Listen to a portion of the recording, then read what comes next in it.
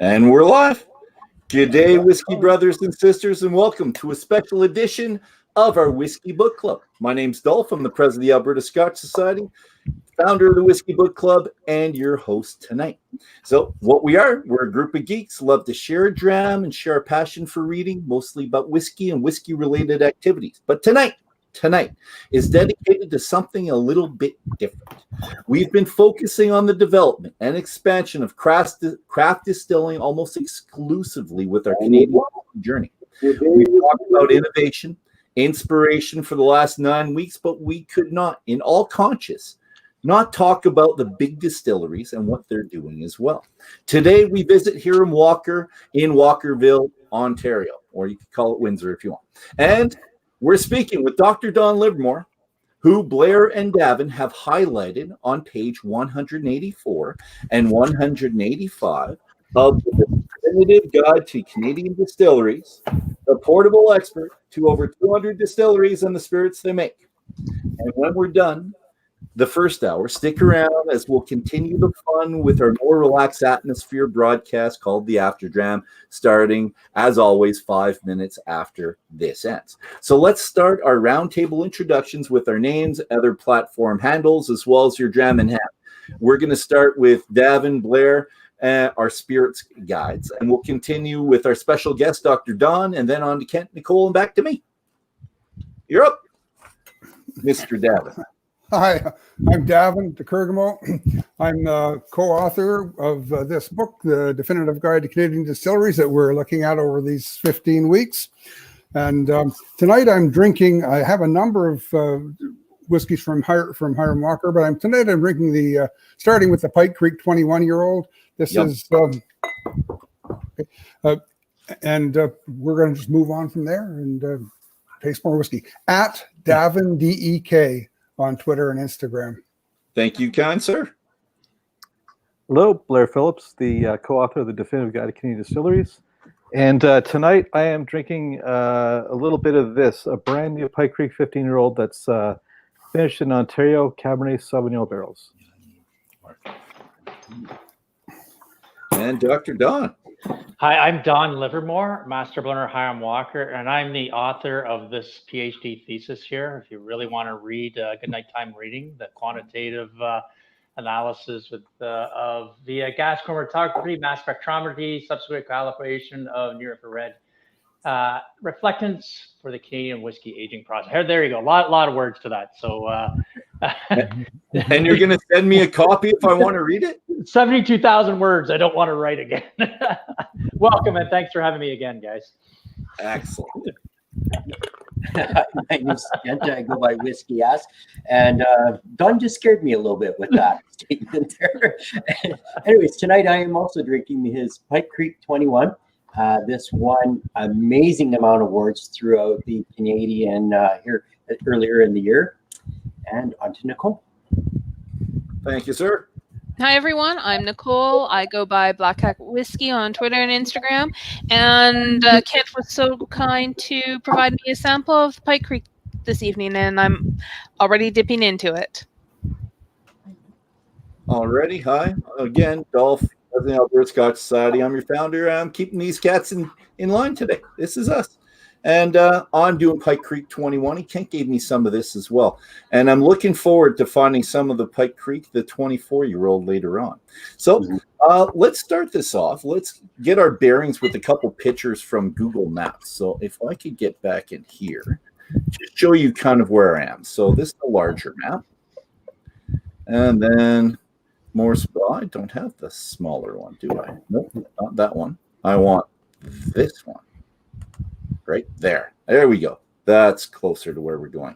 So we came from the previous. We're going to this one. And more closely, you can see it right here. So we see Walkerville on one side, Windsor on the other. And that's where we are for the night. Looks pretty good. I'd like to see my house there. What's that? I said I could see my house there. Well, we could probably, Google Maps is fantastic for that. We could have just gone closer and seen your little, well, you have a pool in the back, right? I see a little spot. Yeah, I'm sporting a little bit of a tan. Normally, I've been on vacation the last couple of weeks, so yeah. Excellent. Oh, and you should. Vacation time and family time is terribly important. We should do it all. I'm going to start us off with a great introduction to Dr. Don from a Whiskey Magazine article called Dr. Livermore, Master Blender, The Art and Science of Flavor by our very own Davin and Blair. So here's the first right here. Let's click on that so you can see it. So legendary whiskey man, Samuel Bronfman, often declared distilling is a science, blending is an art. Dr. Livermore, the master blender here in Walker Distillery in Windsor, Canada, or Walkerville, like I like to say, is certainly a whiskey artist. And with a PhD in brewing and distilling from Hiram Watt University in Edinburgh, Scotland, he knows his whiskey science too. So Davin aptly quoted Samuel Bronfman. He's one of the biggest influences in our Canadian whiskey history, and Dr. Don is proving to be now. Big influence on our country, and we're really happy to have you here, Don. If you want to know more about that and the Bronfmans, go back to this book, which we all know very well in this Whisky Book Club. Davin, this is a really tall order, and I'm really sorry to do this for me because you devoted several chapters to Hiram Walker, Gooderham, and Warts, and Corby, and Wisers. Could you give us a quick rundown on why we should have reverence for these distilleries historically and now? That's a hard thing to do. I'm sorry, but both of them now. Well, I think if you look back, I mean, these are all, the kind of the foundational distilleries for Canadian whiskey, and Canadian whiskey is now one of the most popular whiskey styles in the world. It's until 2010, it was the top-selling whiskey of any kind in North America. It's now number 2, but I think what we need to do is remember that Canada was built on whiskey. I mean, these were the biggest taxpayers in Canada in pre-Confederation days. Gooderham and Warts, Hiram Walker. Hiram Walker supported Sir John A. Macdonald's election. These are very important industries to the foundation of Canada, because unlike in other countries, Canada, whiskey was already well established in the States and well established in Britain and Scotland before we started opening up in Canada. So our first distillers were really these big industrial conglomerates that came over usually from England and set up in Canada. And so they started off right from the get-go with big warehouses and big stills and things like that. And Gooderham and Warts was one. Hiram Walker was another. And J.P. Weiser had bought Charles Payne's distillery in Prescott, and that was a losing venture, and he turned it into a mass thing. It was to feed his feedlot. He was a cattleman. So these are foundational to the history of Canada, not just whiskey. They also it's still like Hiram Walker is the biggest beverage alcohol distillery in North America today. Yeah. Well, Davin, I'm in support of putting the Whiskey Barons on our $5 bill. I don't know. We got to do that theme with the Canadian government. I'm not quite sure if they take a politician off our $5 bill, but that's how important I believe these Whiskey Barons were to Canadian life. Excellent. And we could have a little thing in the background, a little tax thing, and how much they paid. Just something. How can we make that happen, Davin? You got the poll in Ottawa, don't you? Well, I've been down and talked to those guys a few times. I even got them drinking Canadian whiskey in the House of Commons. But nice. Awesome. That's great news. Yeah, that took a lot of work too. But But all you guys got to do is just stop paying your taxes. The Canadian government will notice you real quick. They'll come find you. Oh yeah. Okay. You get this little call from the CRA. Perfect.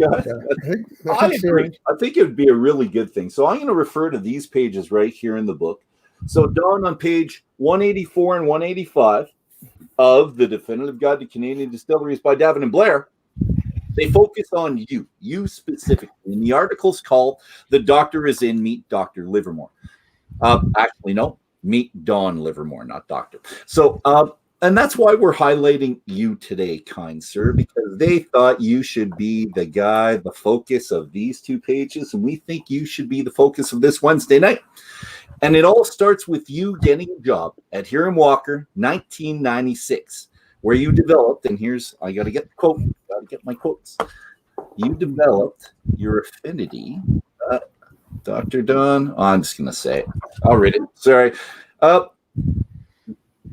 You developed your affinity for Canadian whiskey under the tutelage of previous blenders, scientists, and engineers here. And I really got into the whiskey marketing process at that moment. And Don, I just need to know, is that right after high school, or were you already in university when you started? I do look young. I've been here for 25 years. I worked for the Canadian government at Agriculture Canada for a 9-month contract, and then finally I got my job. I started as the microbiologist at the Hiram Walker Distillery. So I was the guy that looked at yeast cells for a number of years. And my first few years there, as you said, I really dug into the process, and I think really what shone the light to me was the art of making things better. I kind of inherited a time where things had been done for over and over and over a number of years, and the industry had went into some contraction right at that time. And I think the Canadian whiskey industry right in around the 80s and 90s was stagnant.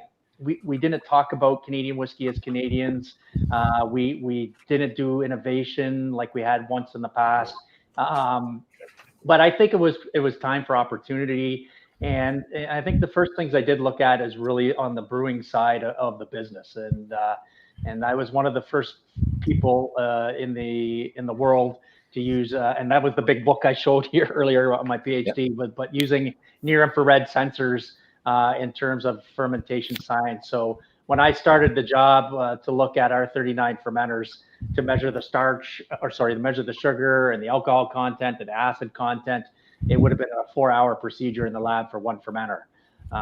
Developing near infrared sensors for us, I could measure it in 30 seconds. So I've spoken around the world on that topic in terms of the fermentation sciences of our distillery. And at that time, we were fermenting to about 9% alcohol. Today, our record in a fermentation now is about up to 17%. So it's no screwing around. It is now about efficiencies. It's about treating yeast the right way, and it's about making improvement and making whiskey better. And I think that's one philosophy that I kind of learned in those early years, and I still believe that today, is don't stand still. The moment you stand still is the moment that somebody's going to pass you. So example, Polaroid. Yeah. And it's the same is held true for the whiskey making process. So Don, you say you're up to 17%. Would you say I've heard industry and I've heard just saying 11, 12 is a good average for a small distiller, like a craft distiller. Would you say that is kind of true, or? I don't know. I can't comment on what people are doing. I've kind of seen people maybe flirting at 13 at best. But if you're clever enough and you treat the yeast and feed it the right way, you certainly can drive the percent alcohol up to that 16, 17%. And it really is, here I'm geeking out for you guys in the audience here. It is really how you feed nitrogen to the yeast. I know we probably have some people with farming background in the audience, and what makes your crops grow better is adding fertilizer to the field. Yeah, Nicole, you're from a farm. I love farmers. Yes. But yeah, as you know, you feed nitrogen to your crops, that makes your crops grow fast. Same thing with yeast, right? And if you can keep feeding it out all the way along during the fermentation, that nitrogen, you can get it up past that 12% mark. Otherwise, 12 is where yeast will start to become sluggish. So Blair, let's shoot that question over to you. Is it about 12, 13, 14% at most of the micro distilleries? Because I think that's what we've heard often enough from these guys, right? Yeah, it all depends. Some of these small distilleries are using different kinds of yeast, sort of like you can call them artisan yeast, for instance, where they're really driving low fermentation percentages and not going for like that high output. It varies, but okay. Yeah, you hear like that anywhere from 7 to 12, 13%.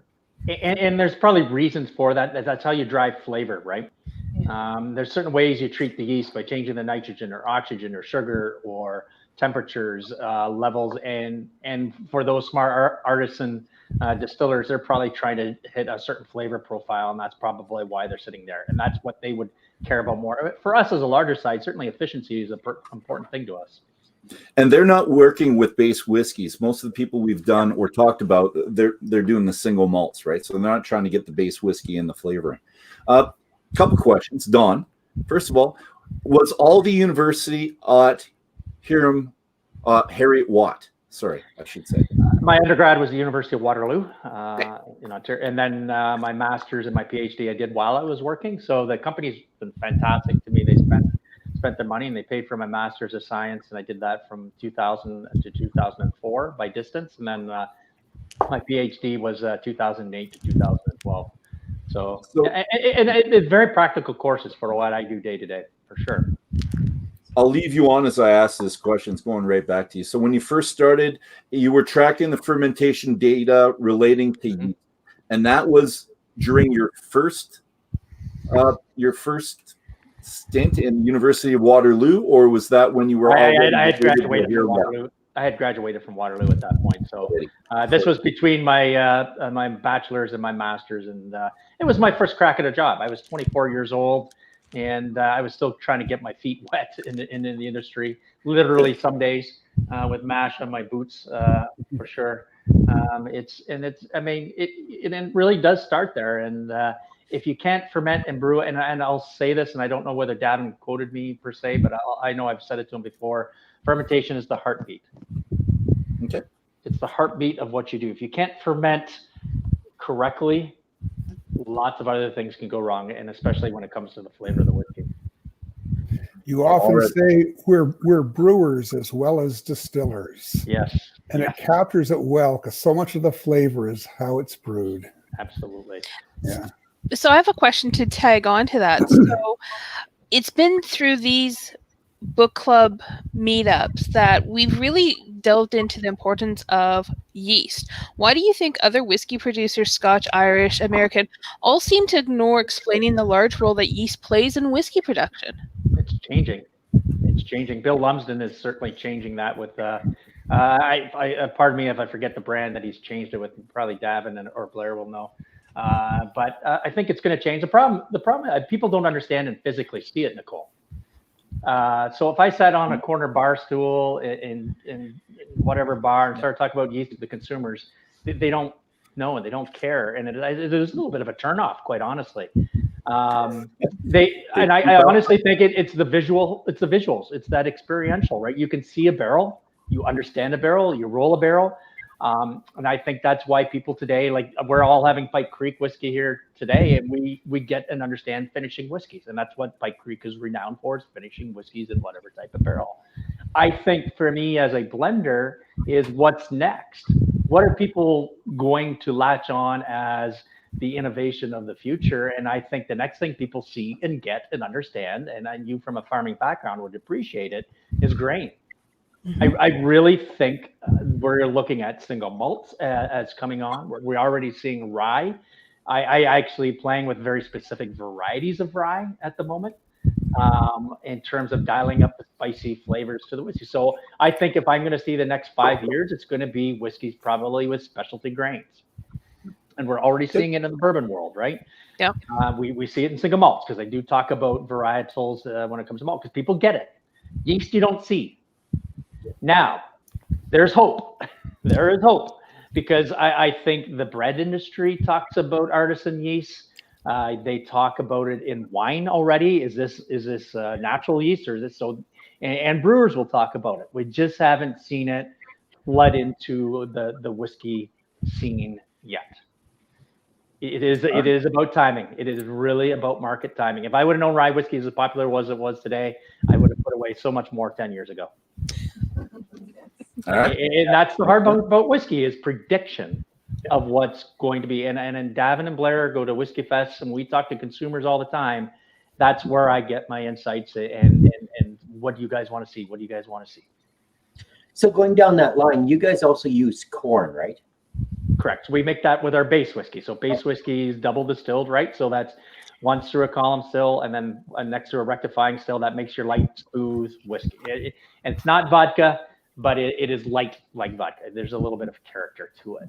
But yeah, that's our blending whiskey. That's our bait. It's like the pizza dough to the pizza.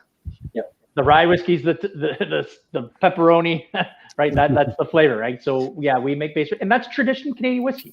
That's tradition, right? If you go back to Wiser's and Gooderham and Works invented a patent called the Riley patent in 1846 of double distilling it through 2 column stills, because that's what consumers wanted. Consumers wanted light whiskey in the 1850s, 1860s, 1870s, right? Davin, how many distilleries were in the 1830s? 200 or so, 300 or so, probably. There were really, honestly, there weren't very many, because it depends on how you count. The historians who counted all those little wee guys who were making whiskey, who had a license. It's like every grandma has an oven, but that doesn't make her a baker. That doesn't make her house a bakery. So there weren't that many big distilleries. But to prove the point that they were making moonshine rough style whiskey. They were making moonshine rough style whiskey, which really has had no impact on Canadian whiskey as it has developed. It was big enterprises such as Gooderham and Worts that really started, or Hiram Walker, which was a purpose-built distillery.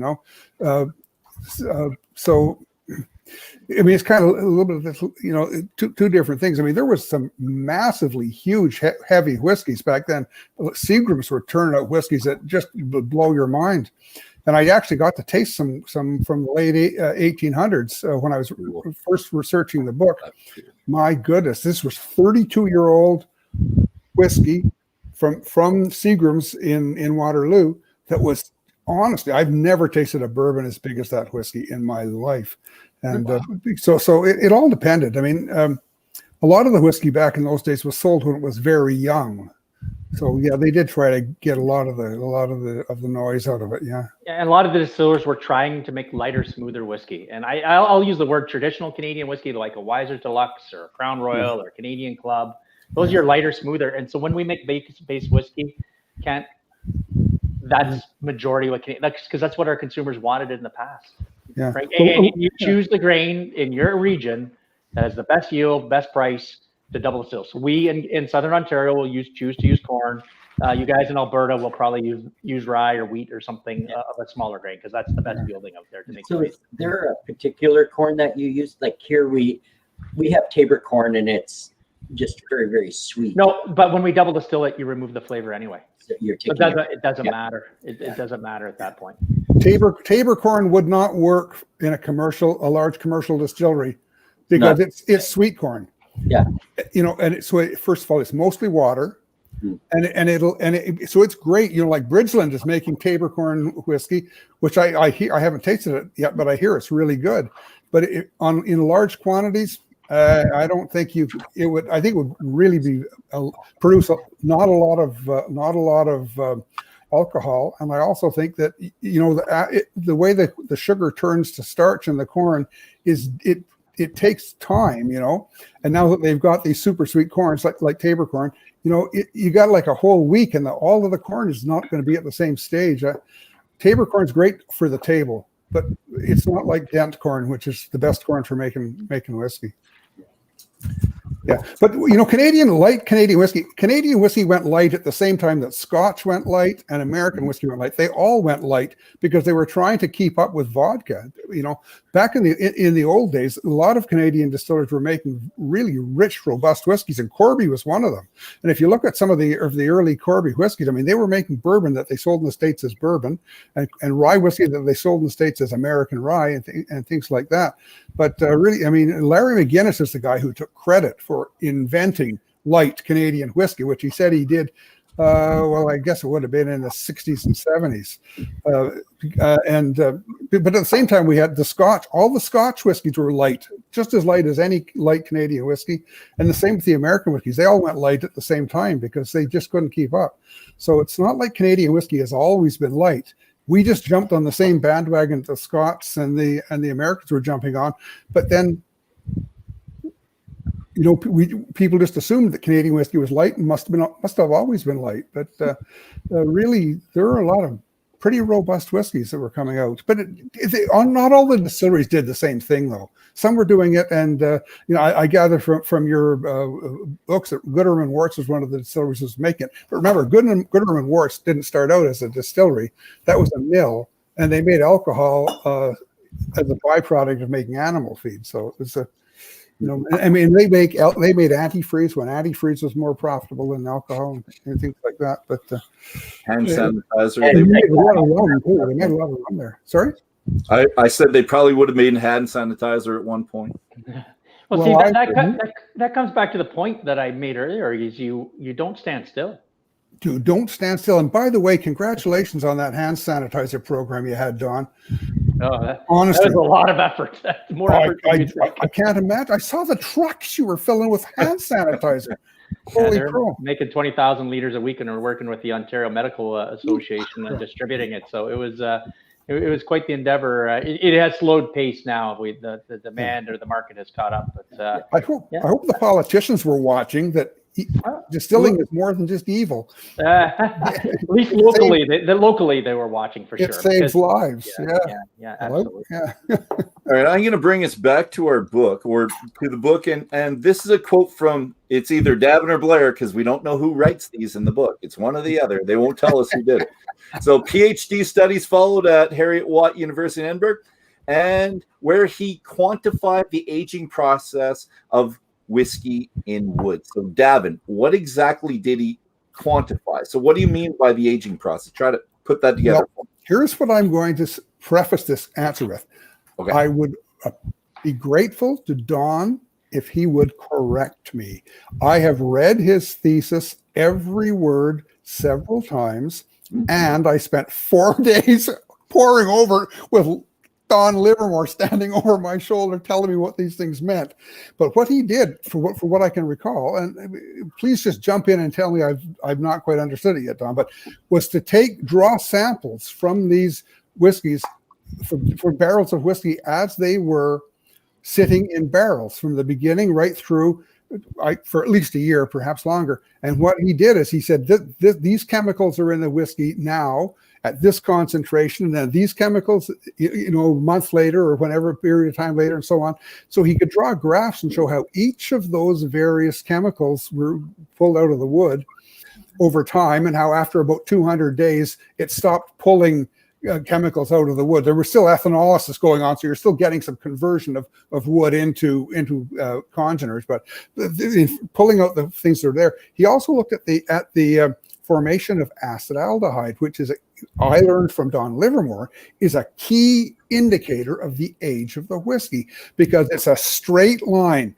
It keeps increasing at the same rate, and acetaldehyde is formed by the oxidation of alcohol, of ethanol, which is mediated by hydrogen peroxide, which is one of the reasons why he put so much water in the whiskey in the barrel, because this provides the water, the oxygen converts the water into hydrogen peroxide, which then converts the ethanol into acetaldehyde and a million other things. But Don, I'm in as deep as I can get without drowning.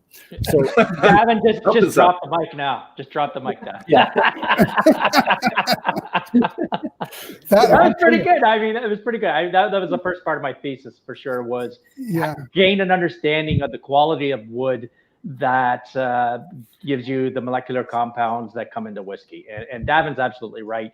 It really, most of the molecules will come out in the first 200 days. And that is called diffusion. After that, it's just a very slow rise in terms of alcohol chipping away at the barrel, bringing into those flavors. And most people don't realize that's how extracts will come into a barrel. And certainly the terroir to whiskey where you're located drives what Davin was just talking about with the acetaldehyde and ethyl acetate, driving those green apple notes in time. And that depends where you are. That was my first part of my thesis. It's just to gain understand what Canadian whiskey is in terms of what barrel aging. The second part of my thesis was we do buy barrels from people. And I don't know what the hell I'm getting, to be honest with you. I mean, we could buy 3-year-old straight bourbon, or we can buy a barrel that had 20 years in it. And how much of those wood extracts are going to be pulled out of the whiskey. And it does vary based on how many times the barrel's been used. So it's basically, you know what an infrared sensor is? Basically at your grocery store where it scans. So I was able to scan the inside surface of the barrel and tell you how much of those wood extracts will come into your product within 30 seconds. Like I could tell the quality of the barrel is really what that big title of my thesis I said at the start. So and as a Canadian whiskey producer, that's very important to us, is to know what those flavors from the wood are going to be in your whiskey. And that's a problem for us. And some days I cross my fingers when I'm buying barrels from bourbon producers saying, what the hell is going to be it? Because if they have a problem, I got a problem, right? And that's probably one of the biggest areas of concerns of quality when it comes to Canadian whiskey. Yep. So when you scan a barrel and you find that you may have a problem barrel, I'm going to go back to the first part of your thesis there. sorry, yeah. No. Go ahead, Ken. Would you go and rechar that barrel if you know that it's going to be an issue? No, we would reject it and say we don't want it from the supplier. Honestly, it's because the next time you can't char. You can't char the black stuff. You're not going to gain any more for it. So you should scrape the char, but then also it thins the barrel. So when you thin the barrel, you lose to evaporation, right? Yeah. So it's a catch-22 to that. I know the gut instinct would be to rechar, but there are some things around it that you may not necessarily want to do it. So it's easier for us to just go back to the bourbon supplier. Hey, we don't want your barrels anymore. Thank you. There's enough barrels you can choose from in the market. So you're not going to use the STR cast anytime soon, right? I'm not going to comment on that. All right. No, you don't have to. It's okay. We're going to go back to the first part of your thesis. And I'm going back to Davin and Blair's part of the article. How do you quantify flavor? Because that's essentially what you were trying to do, quantifying it. So is it the esters, the congeners, the parts per million, parts per billion, parts per trillion of certain compounds? How do you figure out what it's going to taste like? Basically, I self-educated myself. So it's reading journal articles, reading what scientists have done in the past in the wine industry, in the tequila industry, in the brandy industry, in the whiskey industry, buying those molecular compounds. And then we have a piece of equipment called a gas chromatography mass spectrometry. For short, it's called the GCMS. If you say GCMS, we'll know what that means. And those will measure your compounds in parts per million, parts per billion, parts per, even down to parts per trillion if you want. You know what you're looking for and what you're hunting for. But a lot of it's self-education, Dolph. I'm not going to mislead you. It's physically buying them from Fisher Scientific or Sigma Aldrich, taking the molecule, diluting it in whiskey, putting it on your GC, measuring it. Yeah, that's what I'm getting. And I can get most of the compounds now, and it's just taking it upon yourself to do it. Nice. All right, let's link this to Davin's. Let's go back here, and this is another here. Do you ever remember seeing this, Dr. Limber? It's Davin's article, way back when. So in here, let's just read this, and I'll leave that up for a second. It looks better on paper. There are 5 primary flavor sources in whiskey: grain, yeast, wood. I'll take it off now. Sorry, guys. That's all right. Grain, yeast, wood, age, and diffusion. He also states that grain and wood share many characteristics: cellulose, hemicellulose, and lignin. Love lignin. So Don, when you were you did a tasting with the Alberta Scotch Society last month. You talked to us about lignin. Can you elaborate on its importance, please, for us here? Because I thought it was great. I thought it was really important. Yeah. And anyone that's seen you in person, you've talked about it. Lignin is the world's most unappreciated molecule is kind of is my catchphrase, but and it truly is. If you think about fiber and you think about plant material, fiber is in plants everywhere, from trees to herbs to fruits, whatever the case may be. The fiber is that structure that's on the outside cell of a seed, right? Or fiber is 100% wood. Wood is very sturdy. That's 100% fiber. And fiber is made up of 3 things: cellulose, hemicellulose, and lignin. And the easiest way, funny, is right beside me here. I got a brick wall. That's my brick chimney. The bricks are cellulose and hemicellulose. The cement is lignin. And that, in a very simplistic way, is how wood or the fiber on the shell of the grain rye is made. That's fiber. And us as brewers and distillers, or even a chef making whatever they want to be, the objective is to bust apart fiber into those little molecules. And the best way is, and for us, is to literally heat it or burn it in the case of barrels. So when you bust it apart, that's where a lot of your caramel and your toffee and your vanilla and your smoky notes will come from. If you really think about it, I'll even connect it back to peat. I don't do peat whiskey, at least not yet. But peat, what is peat? Peat is plant material, right? That's been degraded over 1,000 years. So it's the fiber that's been degraded. So you've broken apart that brick wall into the individual molecules, and that's where the smokiness comes from, right? And it's very important for us as distillers to break that apart, and that's where a lot of our flavor comes. Even a chef breaking down vegetables and fruits and things like that, your flavor is the lignin. A lot of good things will come out of a breakdown of lignin. All right. So what you're saying, so lignin is flavor, and that's how we get. Can we say most of the flavor? You can't say all the flavor. No. Most of the flavor comes from yeast. Okay. and when my doctor says I need more fiber, that really means I need more whiskey, right? I'm a doctor, but not that kind of doctor. I tried. I tried. Well, my doctor said so, and he said so on the air, and I can prove it. Okay, so Dolph, I'm going to put the question to the audience, and it's going back to the milling side of it. Rye, by far, has more lignin than any other grain. Okay. And that's why it's so spicy. And it comes in from the shell of the grain. That's the fiber. We keep it, we hammer mill it, we shred the grain, we run it through fermentation, we do whole grain mash distillations. What happens when you use a lauter tun? You actually remove the fiber, right? If you think about brewing or making single malt whiskeys, they actually take the shell and the fiber out before their fermentation and distillation process. Are you actually eliminating good flavor? Possibly. Just pause to think about. Yeah. Is roller mills or hammer mills the way to actually make whiskey? Traditionally, it would have been the roller mills. Yeah. Right? And But that's more mechanics. No, but you're trying to break down the fiber. Lignin, there's a lot of lignin in the shell of your grain, right? A lot of lignin there. doesn't it matter if it's 70% husk, 20%, and 10%? No, grain's not like that. So if you're grinding it Grain's more, about 8% fiber, but yeah. But it's something to pause and think about. It is really, I know a lot of people think it's sexy to use lauter tons and doing your clear wort mash, but actually is the way to go actually make your whole grain mash and keep the fiber, because there's a lot of good flavor that can actually get into your whiskey. okay. I make a Davin think. I can see the wheels turning, Davin. Yeah, you're absolutely right. Because I'm wondering how much of that is ground small enough that it makes it through the lauter. I don't know. I don't. We don't use a lauter ton, as you know. So I don't know. I don't know. That's a great question. And what about they add a lot of rice to Scotch whiskey to filter that stuff out so that it doesn't clog the holes. Yeah. Do you think that adds flavor at all? The rice hulls they add to the Scotch? I think rice is 95% starch from my recollection of reading. I got a book in behind me. I can look it up, but I think it's 95% starch. They just add the hulls. They don't add the starch, just the hulls. Oh, do they? Oh, then that's different. Then I don't know. Yeah. But I mean, this is the fun part about whiskey, isn't it?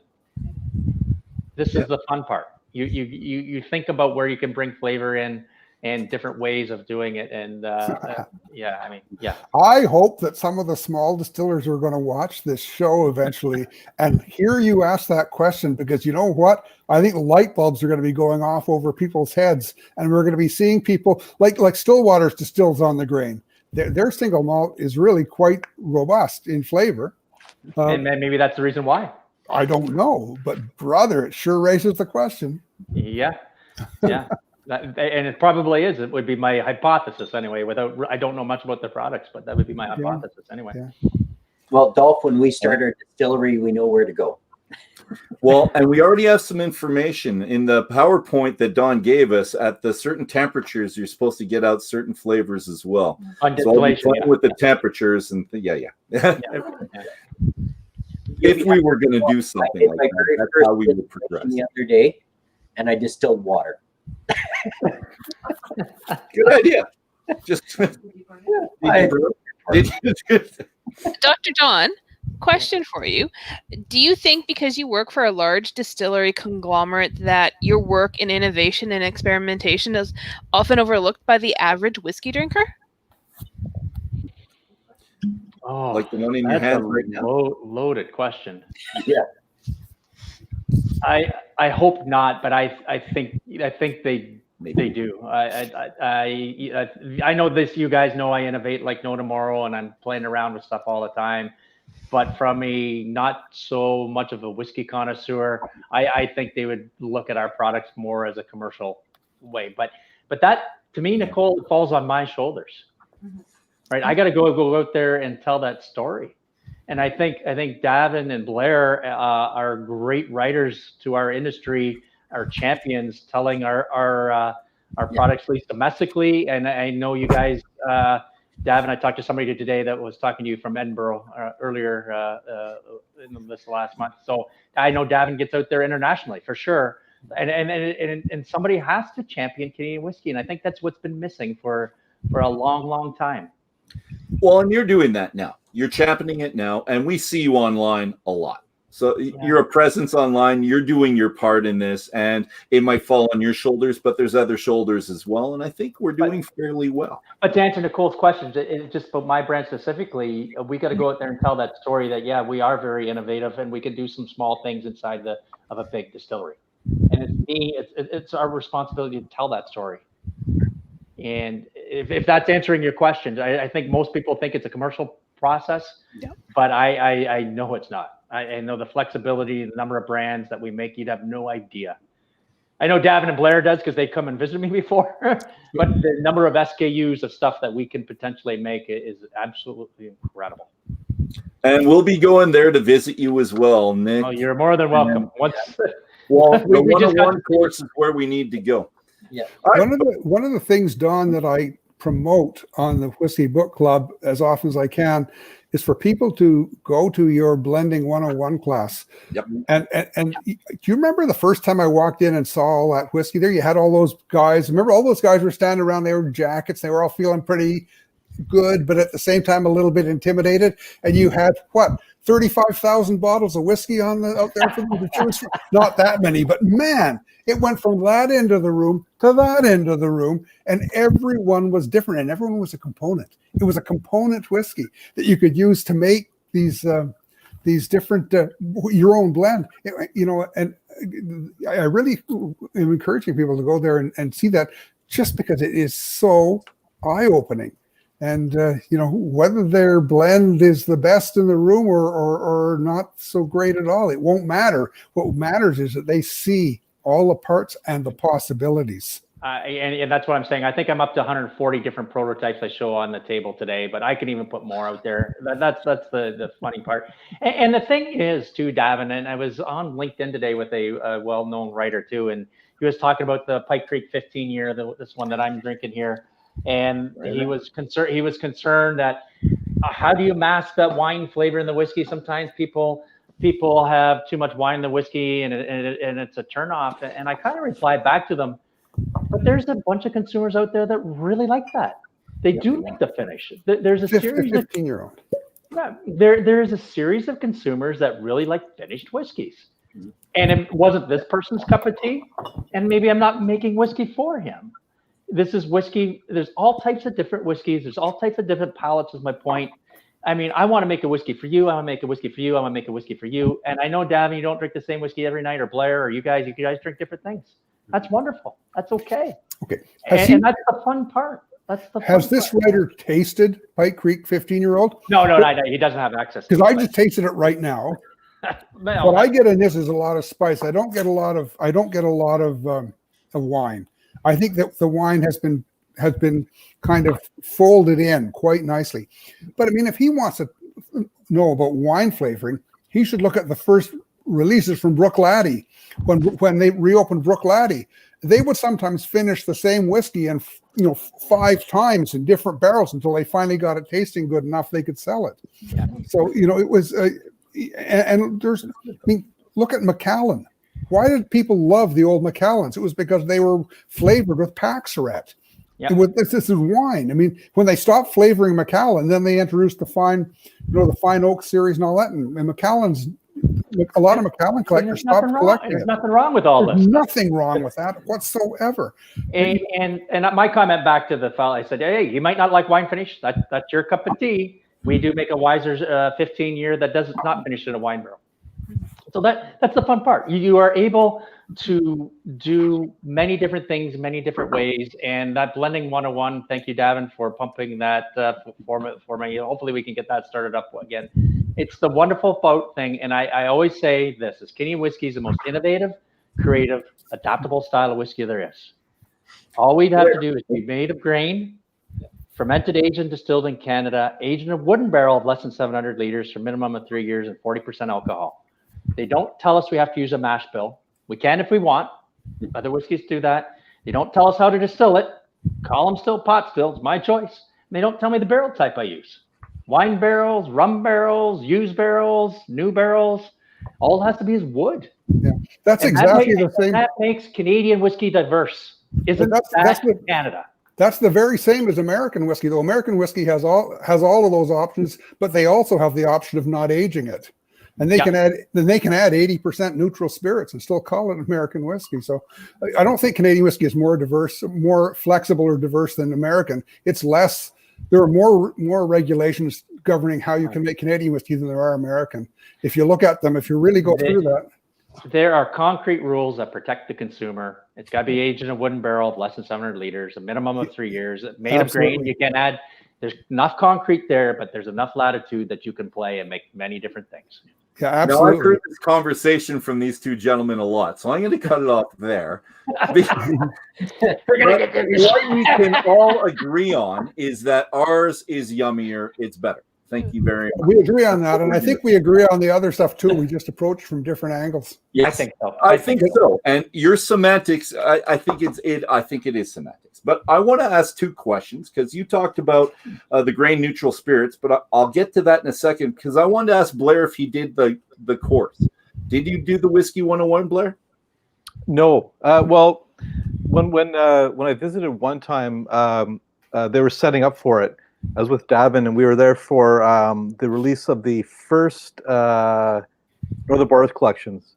Yeah. So, it was all set up. So Don had about 10 minutes to walk us through the different whiskeys, and it's quite impressive. But it's on my list. Course in 10 minutes? You're a bright guy there, Blair. I couldn't do that. Well, you don't want to see my marks. Okay. But I do plan on coming back to do the 140 and then piss off Don with a really terrible blend. Good. You know what? Mine will be worse, and everyone could have fun. I'm okay being the patsy for people. I'm okay being the guy you poke just to get the information out there. I'm okay with that. Yeah. All right, so we're going to a question, and this came from that same article I showed that Davin wrote before. Whiskey is a blending of a base spirit and a flavoring spirit. So you state that the base spirit is distilled to high ABV. It removes many of the flavors generated during fermentation and leaves a lighter spirit. So Davin, what's the difference between this base spirit and a grain neutral spirit, please? Well, the grain neutral spirit has had all of the flavor distilled out of it. If you taste the newly distilled spirit from the still, and I've tasted it from wheat, barley, rye, and corn, all made at Hiram Walker Distillery. You can tell the difference between them. There's still some flavor in there. I mean, these are there. It's there in very minute quantities, but remember, the amount of the concentration of congeners is so low that you can't even put it in a percentage. It still has enough of the other chemicals in there that during the course of maturation they can they will develop new and individual flavors. I remember the first time I tasted newly distilled rye spirit, I said, this has no flavor. Where's the spiciness going to come in? And the distiller said to me, as this matures in the barrel, a lot of spiciness will come out of that we wouldn't get from barley, or we wouldn't get from corn, and we wouldn't get from wheat. So it has not been distilled to the point of neutrality. Okay. It is exceedingly light. But remember, a lot of the flavor in the whiskey comes from oxidation in the barrel and from flavor pulled out of the barrel. So it's a template for the other maturation processes to work on. All right, so Don, I'm going to link it to that then. 2 more questions for you then. How will this base spirit affect the final product? Is it just the ABV, or is it both that and the mouthfeel, or is there some type of combination with the flavoring spirit? I'm wondering. Well, to build on Davin's absolutely correct. When you're putting, to go back to for neutral grain spirit, we distill up to 96.6, right? For our base whiskey, we distill to 94.5. So there is a character to it. Davin may get a nose center. I get more of a taste and a texture between the different grains. Oh, the feel, absolutely. Yeah, it's a mouthfeel more than anything. Really, when I'm playing with base whiskey, it's probably more around the age and the barrel or the finish, right? And not mouthfeel. Well, no, but you're asking me what the barrel does to the base whiskey, right? Yeah. So when that's my opportunity then to play, do I finish it as I'm drinking Pike Creek here? I finish it in a wine barrel, or aging it brings out the green apple characters, or I can put it in brand new barrels and bring out and develop more of those vanilla caramel toffee notes. So base whiskey is an opportunity to bring out the notes you would bring in wood. And it's about balance, right? So you want to then balance that with whatever flavoring whiskeys you're putting with it, so one doesn't overwhelm another, right? It's about getting how much of those base whiskeys with a brand new barrel versus rye. If something I don't have a lot of rye in it, I tend to use less brand new barrels. Okay. Right, like with JP Weiser's triple barrel, right? I mean, yeah. Lot 40, I'll use new wood. So it's about balancing and getting the right spicy to the sweetness to the green apple notes that you'll get in aging. And so it's opportunity to play with the barrel when you're looking at the base whiskey spirit. Yeah. You know, Dolph, one of the other major distilleries makes 2 different kinds of base whiskey.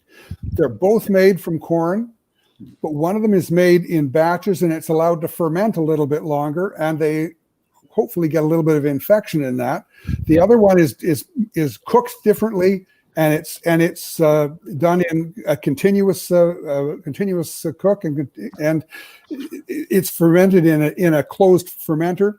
They get 2 different base whiskey from that. They distill them. They taste the same when they come off the still, but they're exceedingly different from each other once they've even matured for a year. So tell me then, Don or Davin or Blair, actually, and Nick and Kent, anyone, I need to know why Canadian distillers generally use a base whiskey then. Is it because it's easier to work with just the flavoring spirit? And so it just reduces the variables? Is that why we have them that way? Or is it increases the variables, I believe, but I think Don would know better than I. But this is the way Scotch is made too. It's the same. They do the same in Scotland. You can really get consistency from one batch to the next when you're blending. Scotch right. whiskey, Scotch, what you call grain whiskey, is essentially just base whiskey. Mm-hmm. It's made with corn. Now it used to be made with wheat, or made with wheat. Now it used to be made with corn. I think wheat, or at least Chivas is made with wheat. Yeah. And base whiskey, that's what most of the people prefer. I'll be honest with you, Dolph. People like light, smoother whiskeys, at least to a version of it. We are now seeing a change. We're starting to see a shift that now we're blending in more rye than I've probably seen in the last 80 years. I know Davin mentioned there were straight rye whiskeys in the 1880s, but I have, if I turn my camera around here, I got piles of old formula books here. We're now probably blending more rye than we ever have into whiskeys now than before. Mm-hmm. Rye is very powerful. It's very powerful. I mean, and I think base whiskey gives you that opportunity to tailor make that sweet spot flavor profile, what you want to look for in your whiskey. And I think that gives you that latitude to what you're doing. right? It's almost like the hotness scale when you're having spicy food. Do you want a 1 or do you want a 10? 9. Or be like Blair and go to New Orleans and have 20,000 Schofield units. Yeah. but what does the majority of people want? Yeah. 3? I know you guys want a 10, but I think the scale is starting to shift towards up. I think the average consumer wants consistency. Yeah. When they go out and buy a bottle of special old, they want it to taste the same as the bottle before that, and the one before that, and the one before that. And I think that like 99.9% of people want to know what it tastes like before they open. They want it to be the very same. Using blending allows you to have consistency from one bottle to the next, from one batch to the next. Yeah. So or you just get a sample from good friends, and that's how you figure it out, right? Which for my cocktail, I'm going to pull out special old tonight, by the way. Excellent. So funny that you say that, Davin. We actually, a while back, we started doing vertical tastings, and we actually started off with a couple 10-year-olds. One was 10 years apart from the next 10-year-old. And we were discovering how many differences, as much as they were supposed to be the same whiskey, 10 years apart in brewing, they were not, distilling, they were not even close to being the same. And it was kind of interesting. So we actually started doing Wednesday nights as a vertical tasting. Yeah. And, I bet you $1 you didn't open them all the same night. Because once you've opened the bottle, it starts to change. So I have a couple that I actually have, I popped the cork on them at the same night. And it was quite interesting that the 10-year-old did not meet the 10-year-old. Right. I'm not going to mention brands because they're Scotch, but I'd want to make sure they were stored in the same way, in the same place, same temperature. But one sat on my shelf here, corked for 10 years, and the next one came out of a store, but it was 10 years. But I'll add to that, Kent. Though, when you're making whiskey, it is a circle of acceptability too.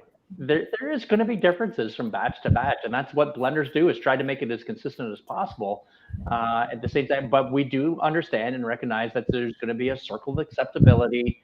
Hopefully you can recognize it was from the same distillery at least, or the same brand, but that's the art, certainly the art of blending. And then there's a certain, and I don't even know what brand you're having it at. And it could be also from I've changed lot 40 a few times, and I think for the better. You're always trying to be better if you can too. Yeah. Well, we've done the lot 40 and lot 40, and we also did the lot 40 cast strength, watered it down to the 40% of the 43% of the lot 40. And then Dawn told it wouldn't have worked anyways because it was made differently anyways. It's a different recipe. Dawn, I'm going back to a quote from Davin. This one specific, one of his articles. What's driven me is how you make spirits better and find that perfect blend of science and creativity. So this is you that Davin's quoting you. What I need to know is, what do you mean by better? When you were trying to up the alcohol in the fermentation, that's better because you got more alcohol and I guess you could play with it more. But I don't know what's better for you, and I'd kind of like to know. Increasing alcohol in those fermentations was more money in my pocket. Yeah. Okay. kind of big is that better though? Not my pocket, the company's pocket, but I mean, you're making the process better, and quite honestly, computer control systems will cut temperatures precisely now. That's making things better. At one point, we used to have fermenters made of wood, which was a contamination nightmare, and that would drive inconsistencies in the brand. Now it's made of stainless steel, and we wash with caustic and proper washing solutions. So now you're eliminating the microbial infections as an off flavor or an off note in your whiskey. Those are very simple examples of making things better. We know when to change our coolers and the timing when to wash them, and we do that with science and counting bacterial counts, and we measure it with GC mass specs in terms of off flavors, and if we think vanilla is a flavor that we want to target in a brand, then I'll burn a barrel differently to make more vanilla, right? These are things those are, I mean, just off the top of my head, there's 1,000 different ways of making whiskey better. And what I mean by better is, what do you like, Dolph? Well, you already know what I like. We've talked about that. But So But that's making for it you. better. That's making it better in my mind. And I told him when Lot 40, the original Lot 40, when Mike made it back in the day, Davin, I know you sat down with Mike, but he aged it in used American bourbon barrels. And one of the first things I did with Lot 40 was I put it into brand new virgin oak barrels. And the feedback and winning the Canadian Whiskey of the Year with it, that to me is better. Yep. I mean, hey, we made a subtle change to it, and then we've now changed it over to Bracetto Rye as the rye, and it's a very specific hybrid. But what we have found is it is making it more consistently the same. Whereas you go and buy grade 2, Nick, you're a farmer, you go grade 2 rye, it's all over the place. Yeah. The genetic diversity and the phenotypes out there is all over the place. But when we demand from our suppliers that has to be this hybrid or this genetics, makes it more consistent. Those are simple things that we've done to make whiskey better, Dolph. Okay. For me, I think it was, I don't know. In simplest terms, it would have been figuring out the process to make what I believe I want to make into reality. And I think that kind of goes, there's the artist part in me, I think, is what I'm trying to lead to. You have the artistic vision, but you're using the science to get to the artistic vision. So that's product development, what you're saying there. Maybe. But that's product development. You're getting to the end point. But I'm also saying product quality, consistency, right? Yeah. Okay. Well, there's the science. And to Ken's point, that whiskey went back 10 years ago, right? Yeah. Right. You want to make it consistent from batch to batch as you possibly can. Well, ladies and gentlemen, it's been an hour. The hour has flown by, but I'm going to give everyone the chance to say one last thing before we sign off and get ready for the after dram.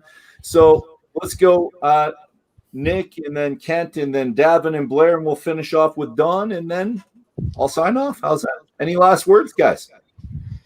I would say if you haven't picked up a Canadian whiskey, especially something that Dr. Don has created, do so. You need to start drinking it, and you need to start drinking it more. I agree. Okay, Nick, you are always taking the words out of my mouth, but honestly, guys, I have a lot of scotch behind me.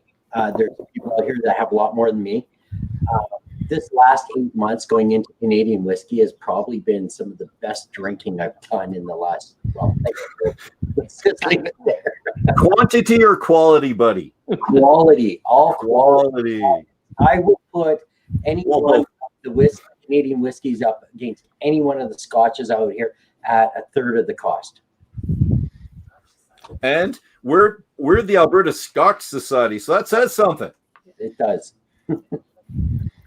Thank you, sir. Well, I have to agree with you. I really started out as a single malt Scotch snob, and I'm embarrassed at how snobbish I was. And it was only when I started tasting whiskeys from other countries and that I realized how great it is.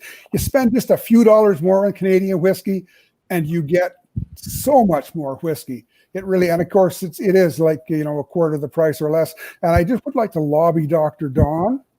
Bring back Weiser's legacy. Yeah. There was an article written by someone I know on this panel called that, I think. Yeah. Maybe. Blair, you're up. Yeah, I see right there. When this is gone, it's gone forever. I don't know. But while we're talking about buying great whiskey, pop into your neighborhood bookshop and pick up a great book that talks about all these great whiskeys. I think I've seen it before. Yeah. I heard about it. Dr. Don, you're up. Well, I'm a little ahead of you, Blair. I hear you guys. We see bring back legacy, and again, it's about timing. That one is of certain age and certain components do that. So I try my best to make a legacy with a couple of brands we have. 1/3 Lot 40, 2/3 Weiser's 15-year would be the closest thing that we have. But hopefully we can bring it back at some point. That'd be nice. And the other thing I would say is certainly if those out there don't follow me, it's at CDN Whiskey Doc. And certainly if you want to see the life of a master blender, I'm on Instagram, Twitter, and LinkedIn. And thank you guys. You guys are the best champions for us in Canadian whiskey. keep spreading the love, and I appreciate it certainly as a whiskey producer. Thank you, kind sir. We have a lot of love to share. Yeah. And you know what? We're going to talk about this and the concoction that you just referred to in the after dram, and we're going to see if how they match up to each other. But ladies and gentlemen and ladies out there, it's been fantastic. Thanks to the listeners. Thanks to the panel. Don, Davin, Blair, Nicole, Kent, absolute pleasure as always being here with you guys. We're moving our conversation from a more formal history focus and science focus to a more relaxed but equally engaging conversational focus, drinking focus, something like that. Co-authors Davin and Blair Phillips of The Definitive Guide to Canadian Distilleries, The Portable Expert, 200 Distilleries, and the Spirits They Make will, of course, be joining us. Because what better summer activity is there than traveling virtually, trying some cocktails, spending time with great people? Join us in 5 minutes on this channel for the After Dram. And if you don't want to miss a minute of our next 10 weeks, please click on the like button, the subscribe button, and we're all going to be here.